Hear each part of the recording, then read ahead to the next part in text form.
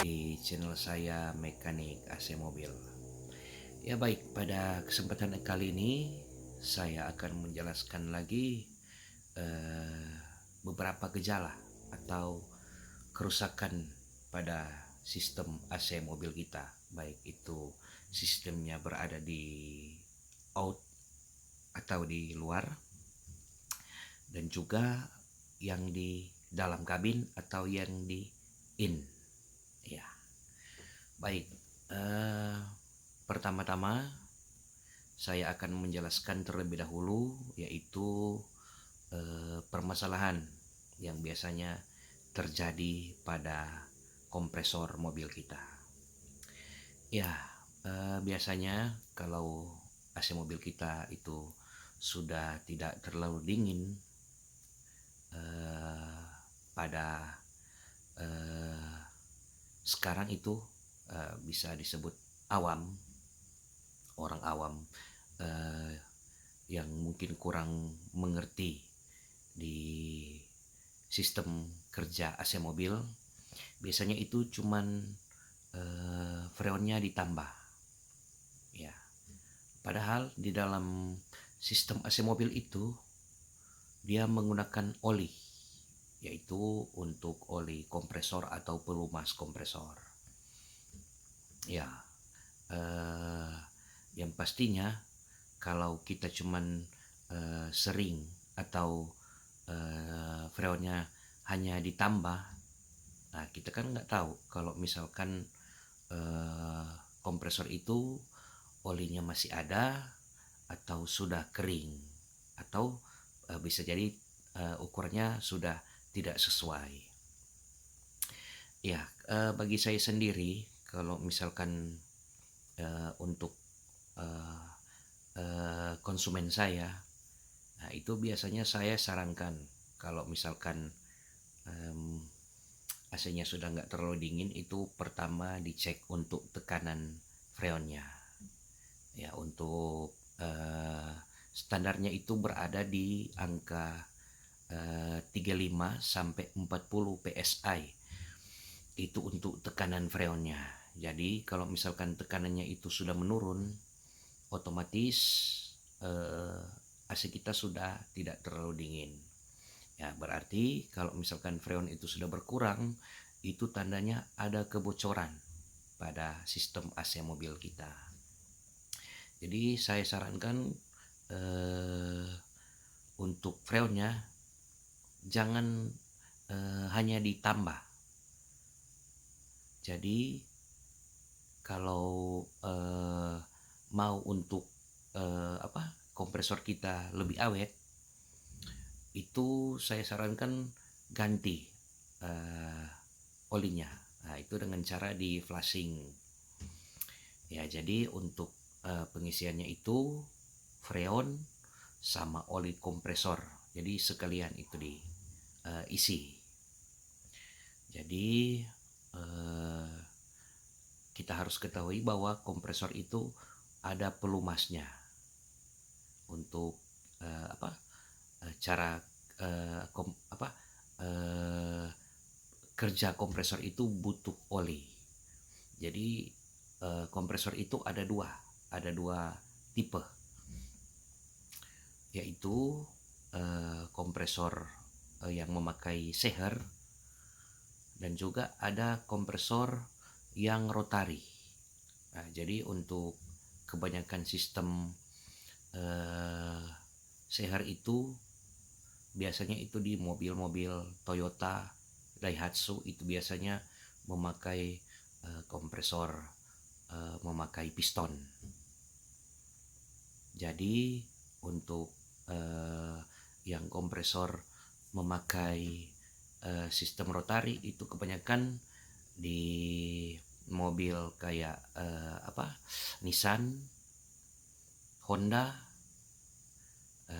dan juga di mobil misalkan Mitsubishi juga ada juga yang memakai semi, yaitu memakai sistem seher dan juga rotari begitu. Jadi pada intinya jangan kita hanya menambah kompresor itu cuma ditambah freonnya. Ada baiknya kita sekalian mengganti olinya, begitu. Jadi gejala awal kompresor itu rusak, bunyinya itu ngorok. Itu pertanda oli kita mungkin sudah mulai kurang atau kompresor itu sudah kekeringan oli. Jadi kita harus lebih paham mengenai sistem AC kita, karena harganya kompresor itu ya cukup lumayan. Ya begitu. Ya, ada juga pada sistem berikutnya, yaitu masih di bagian kompresor, tetapi ini di depannya. Yang kita ketahui itu namanya magnetic clutch. Ya, magnetic clutch itu terbagi atas 3 bagian. Yang pertama centerpiece, kopling magnet, pulley, tempat dudukan tali bando, dan juga kumparan magnetnya. Ya, gejala kerusakan magnet itu ditandai dengan sistem AC mobil kita hidup, tapi kompresornya nggak hidup, begitu. Jadi pertama kita mengecek fuse untuk magnetic clutch-nya, yang berkode di dalam fuse itu kodenya MGC. Ya, jadi kita periksa dulu apa fuse-nya putus atau tidak. Ya, kalau tidak putus, berarti kerusakannya tidak terlalu parah, tapi magnetic clutch-nya harus diganti. Jadi kegunaan untuk yang pertama yaitu centerpiece atau kopling magnet. Dia berfungsi sebagai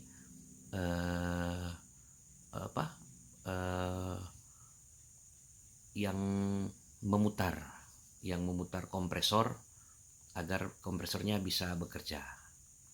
Yang kedua itu dudukan pulley atau dudukan tali bando. Biasanya itu kerusakannya itu pada bagian bearing.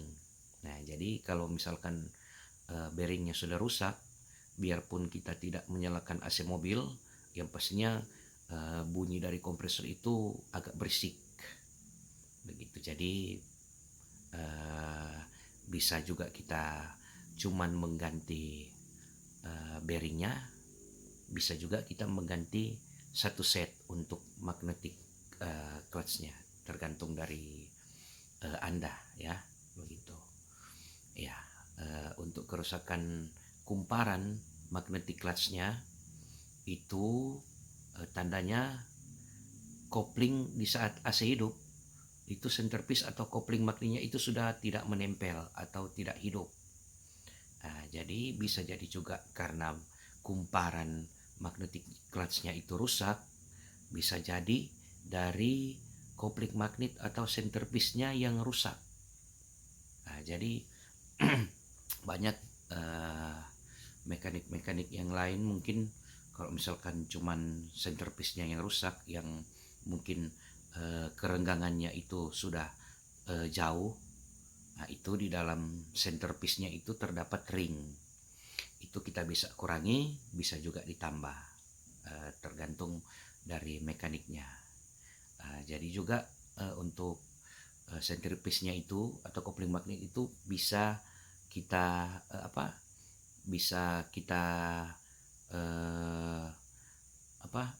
gosok pakai kertas pasir, biar karatnya itu bisa hilang, centerpiece-nya itu bisa berjalan atau bisa nempel lagi untuk menghidupkan kompresornya. Ada juga kendalanya, magnetic clutch itu hidup, centerpiece-nya itu hidup, nempel, tapi kaki dari centerpiece-nya itu sudah patah.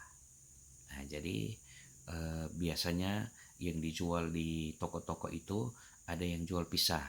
Misalkan kopling magnetnya, centerpiece dijual sendiri, fully-nya dijual sendiri, kumparan magnetnya itu dijual sendiri, tinggal tergantung dari toko yang menjual spare part tersebut. Jadi itu beberapa kerusakan yang sering terjadi pada sistem AC mobil kita. Itu dari kompresor yang bunyi ngorok karena kekurangan oli atau kehabisan oli. Ya, bisa juga kompresor tidak hidup karena magnetic clutch-nya rusak atau centerpiece atau kopling magnetnya rusak. Ya, begitu. Ya, untuk komponen selanjutnya itu adalah kondensor. Ya, kondensor itu yang kita ketahui itu sebagai eh, apa? Sebagai tempat pendinginnya freon. Jadi di saat freon itu masuk ke kondensor dengan suhunya panas, nah itu eh, panasnya itu didinginkan dengan bantuan extra fan mobil kita. Tapi untuk kondensor itu jarang sekali rusak. Dia kalau misalkan rusak itu mungkin terjadi gesekan antara bodi mobil dengan kondensor, bisa jadi dari radiator itu terlalu nempel dengan kondensor, nah, itu bisa mengakibatkan kondensor tersebut itu bocor. Nah, itu bisa diganti atau bisa juga kalau misalkan bengkel-bengkel AC di tempat teman-teman itu bisa mengelasnya. Kalau saya sih kalau misalkan untuk kondensor itu bisa diperbaiki kalau tidak terlalu parah begitu. Ya, begitu juga untuk filter dryer. Nah, itu yang kita ketahui itu filter dryer itu sebagai penyaring kotoran gram-gram dari kompresor, bisa juga penyaring air dari freon, dan juga oli. Kompresor itu kan dia bukan hanya di kompresor, tapi dia berjalan sesuai bersamaan dengan freon. Ya, jadi oli itu, freon itu, atau kotoran-kotoran, ya dia disaring melalui filter dryer tersebut. Jadi untuk filter dryer untuk mobil sekarang itu ada juga yang mobil lawas itu sudah memakai filter silika. Nah, itu bisa diganti. Nah, tempatnya itu di samping kondensor di depan mobil kita ya, di depan radiator begitu. Nah, terus juga kendala berikutnya yaitu ekspansi valve. Ya, ekspansi valve itu yang kita ketahui dia sebagai pemecah freon. Di mana freon itu berbentuk cair diubah menjadi berbentuk gas. Ya, jadi untuk kendala dari ekspansi valve tersebut yaitu di mana pipa low atau pipa balik dari freon tersebut itu mengalami pemblokan atau munculnya bunga es di pipa tersebut. Jadi kita mesti perhatikan kalau misalkan pipa low kita itu menjadi seperti es, bunga es. Nah, itu pertanda ekspansi valve kita sudah rusak. Yaitu bisa diperbaiki, juga bisa diganti, tergantung dari kita, pemilik kendaraan.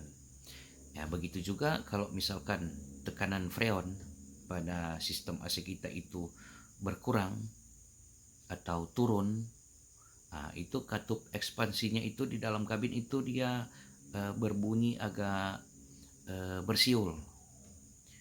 Di dalam kabin mobil kita itu bunyi kayak bersiul. Jadi kita harus mengecek untuk tekanan freon kita. Dan juga untuk sensor LPS. Nah, itu bisa jadi rusak. Jadi tidak selamanya sensor itu dia normal, ada waktunya dia rusak. Nah, jadi misalkan kita menghidupkan sistem AC kita, tapi AC-nya tidak hidup, misalkan dari kompresor, dari extra fan juga tidak jalan, RPM juga tidak naik.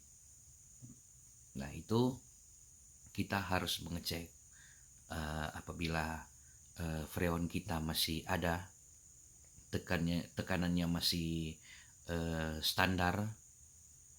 Yang pastinya kita harus mengecek untuk sensor tersebut. Jadi misalkan kalau sensor tersebut sudah rusak, dia untuk kelistrikannya sudah tidak bisa nyambung.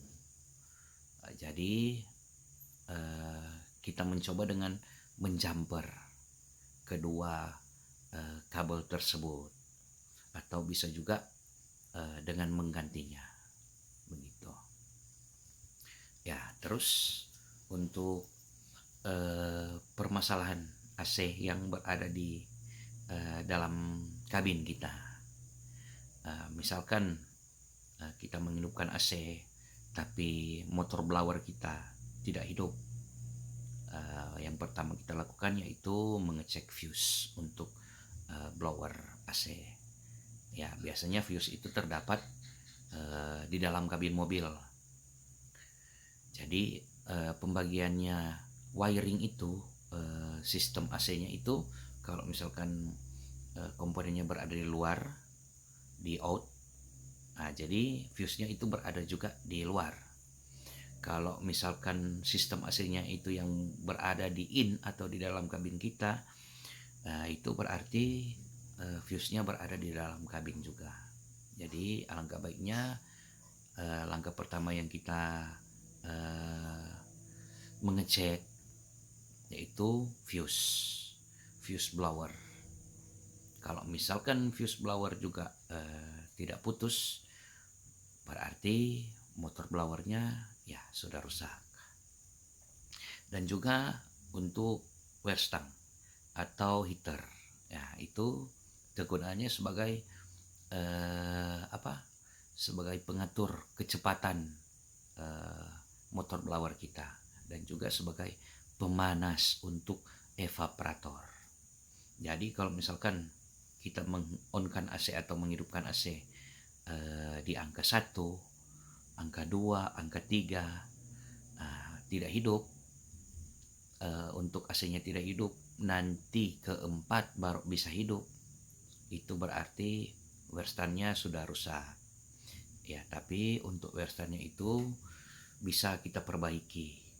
Kita cabut wear stand-nya, itu berada untuk mobil-mobil Toyota dan Daihatsu itu kita bisa membuka laci sebelah kiri penumpang. Nah, kita melihat itu biasanya kalau untuk mobil old itu yang Toyota, Daihatsu, yang Avanza atau Xenia itu berada di depan motor blower. Itu berada di depan motor blower yang ada yang bulat. Nah, itu bisa dibuka, di dalamnya kita cabut untuk soketnya, kita ganti dengan yang baru. Terus kita coba on-kan AC-nya. Nah, kalau misalkan setelah mengganti wear stand-nya itu AC-nya sudah normal, ya berarti wear stand-nya itu bermasalah. Ya, jadi begitu untuk permasalahan di di bagian komponen wear stand. Ada juga untuk mobil-mobil yang sudah all new, nah itu kelihatan di di depan, di samping kanan motor blower itu kotak, dia kotak. Ya, nanti pada video berikutnya mungkin saya akan memberikan memberikan contoh di mana tempat-tempat komponen tersebut. Nah, begitu. Jadi itulah kendala di komponen wearstand mobil kita. Ya, kita lanjut ke evaporator dulu. Ya, evaporator itu yang kita tahu itu sebagai alat pendingin, di mana dia dilewati oleh freon, dia menjadi dingin. Jadi kalau misalkan motor blower itu tidak berputar, evaporator itu bisa ngeblok es. Jadi evaporator itu kalau mobil-mobil tidak ada filter udara atau saringan untuk angin blower yang masuk ke blower, itu biasanya itu kotor, evaporatornya itu kotor, sampai ada yang kotornya berjeli, ada yang kayak lumut, bertanah, becek, dan sebagainya. Jadi ciri-ciri untuk evaporator yang kotor itu hembusan angin yang keluar di kisi-kisi ventilasi AC itu sudah menurun, sudah tidak seperti biasa. Dan juga ada mungkin bau pengap dari AC, bau busuk. Nah, itu salah satu penyebab dari evaporator tersebut. Evaporator juga itu bisa bocor. Kalau misalkan kita tidak pernah merawat evaporator tersebut, yang pastinya evaporator itu akan bocor atau rusak.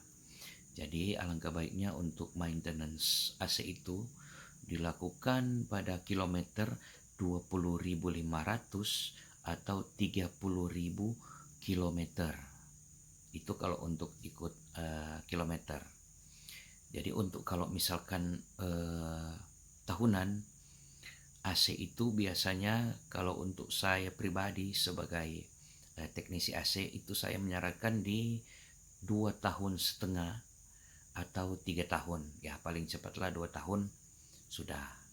Karena kan apalagi kalau mobil kita sering kacanya dibuka, karpet kakinya kotor, kadang dibersihkan, basah, tidak dijemur untuk karpet kakinya. Nah, itu bisa menyebabkan kerusakan pada evaporator. Jadi saya sarankan untuk alas kaki, apalagi di bagian sebelah kiri penumpang. Nah, itu anginnya itu kan disedot motor blower, dihembuskan ke evaporator. Jadi pada saat evaporator itu basah, pada kondisi basah, kotornya itu menempel. Nah, di saat AC-nya, evaporatornya mengering, itu kotorannya menjadi keras, begitu. Jadi saya sarankan untuk selalu menjaga kebersihan mobil Anda. Ya baik, itulah beberapa tips atau beberapa saran saya untuk menjaga AC mobil Anda. Dan juga tadi saya sudah menjelaskan komponen-komponen yang berada pada mobil kita, di sistem AC mobil kita, dan kendala yang terjadi pada komponen-komponen tersebut. Semoga video ini bermanfaat bagi teman-teman semua pencinta otomotif. Apabila ada kendala yang mungkin tidak dimengerti, bisa untuk menghubungi atau berkomentarlah di video saya ini. Oke, teman-teman pencinta otomotif, sampai di sini dulu video saya. Sampai berjumpa di lain kesempatan, di mana saya akan memperkenalkan untuk komponen-komponen AC tersebut. Oke, sahabat pencinta otomotif, sampai di sini dulu. Salam otomotif.